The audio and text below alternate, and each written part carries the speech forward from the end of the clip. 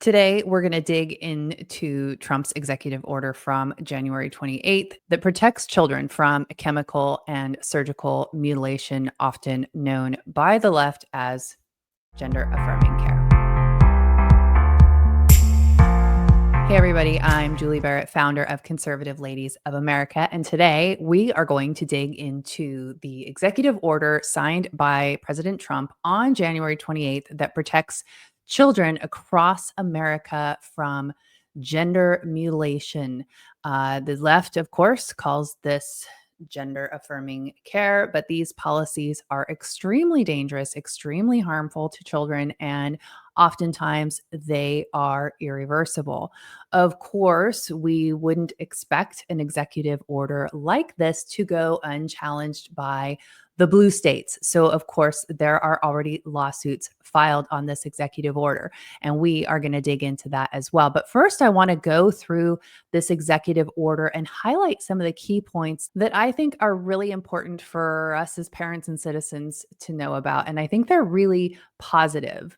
For the purposes of this order, a child is anyone under the age of 19. And as you're probably well aware, there are many, many states in the country that offer these services to children under the age of 19, under the age of 18. In some cases, like Washington State, there is no minimum age on some of these services. And in many of those states, these services are provided with taxpayer funding. So this is a huge deal. And what happened in Washington State at Seattle Children's Hospital, they actually had doctors who canceled a surgery for a minor patient as a result of this executive order, which is great news.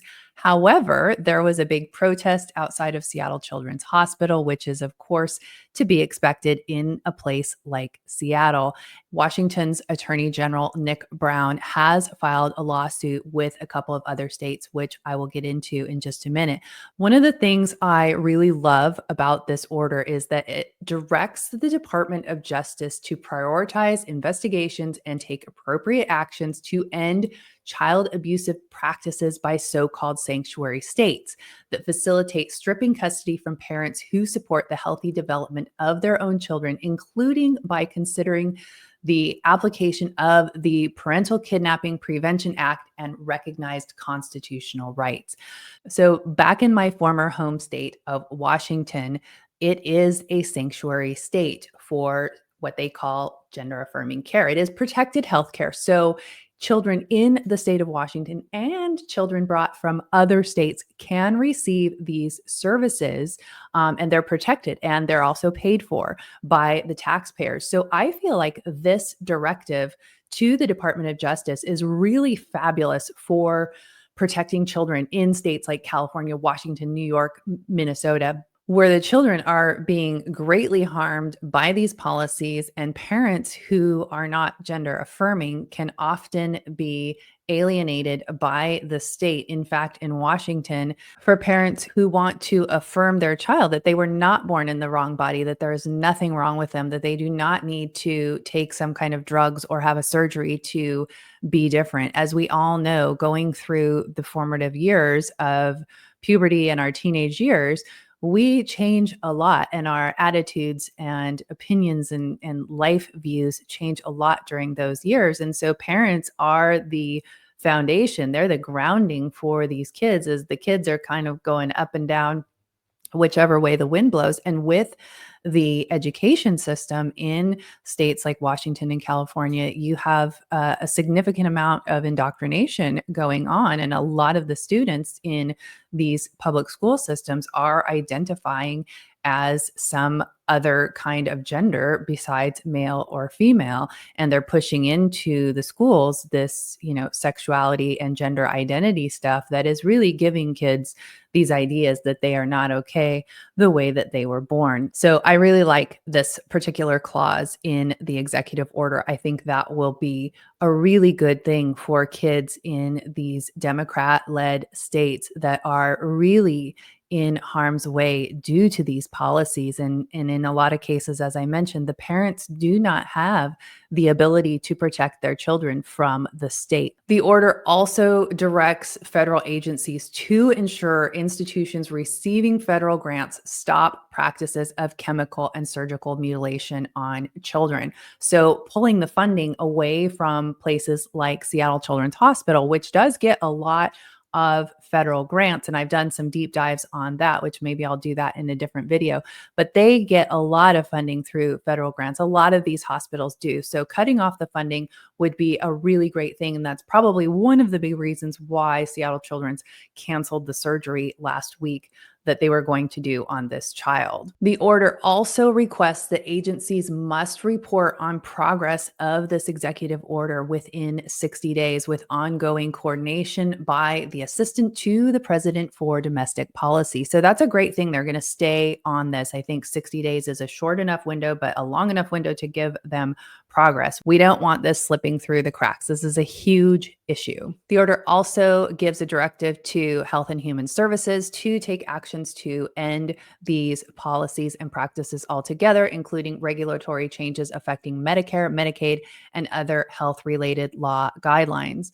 They are also to withdraw previous guidance supporting gender-affirming care and issue new guidance protecting whistleblowers who are enforcing this order. So a lot of good things in this order. Of course, as I mentioned, there is a lawsuit already on this particular executive order, which is no surprise. And it comes from Attorney General Nick Brown out of the state of Washington in collaboration with three physicians from the University of Washington and the state of Minnesota and the state of Oregon. So there's a collaboration here. And if you didn't catch on during the Tim Walz vice presidential campaign, Minnesota is a huge pro transing kids state. They actually might even have laws that are, well, they're probably right up there with Washington. Some of them might be even worse. They do have a bill that allows for the state to take emergency custody of a child if they want so-called gender affirming care. So that is extremely alarming. Kind of goes along with Washington Senate Bill 5599. The plaintiffs argue that the order discriminates based on transgender status and sex, subject to heightened scrutiny under the Fifth Amendment.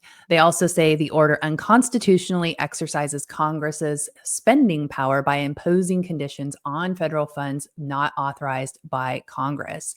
They also say that the order infringes on the state's rights to regulate medical practice, which is traditionally a state function part of the 10th Amendment. So the plaintiffs of this lawsuit, Washington, Oregon, Minnesota, and these physicians are seeking a declaration that sections 4 and 8A of the order are unconstitutional, along with temporary and permanent injunctions to prevent its enforcement.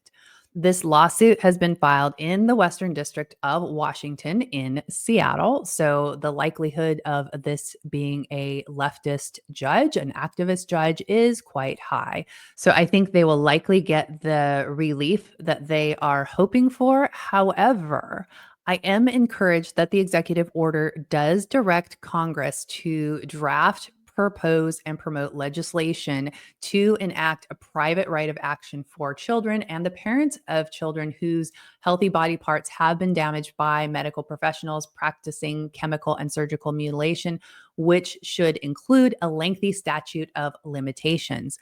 If we can get that legislated through Congress, that would be huge. All of these executive orders are awesome, but without legislation, they can be undone by a future Democrat president with the swipe of a pen, just like what we're seeing Donald Trump do now.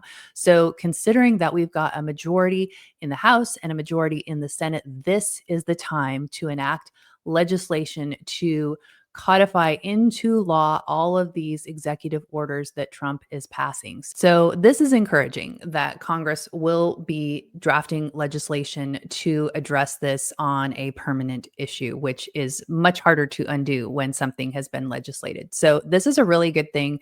There is good progress moving forward.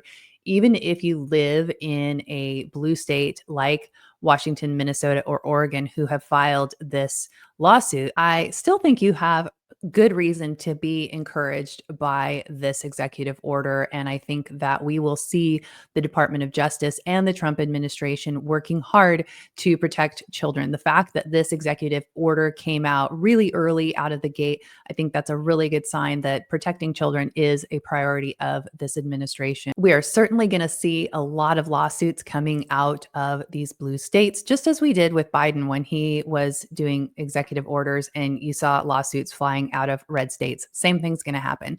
So it's not going to be easy, but I think we're in a good position to fight some of this stuff and have some good wins with this administration and this Congress. I'll have the executive order and the lawsuit linked up for you below so that you can go read these in more detail for yourself. Be sure to share this video with other parents and concerned citizens. This is such a huge win for protecting children, for concerned parents and concerned citizens. So thanks so much for watching. Make sure if you haven't already, subscribe to the channel and make sure you turn the notifications on. And I look forward to seeing you in the next video.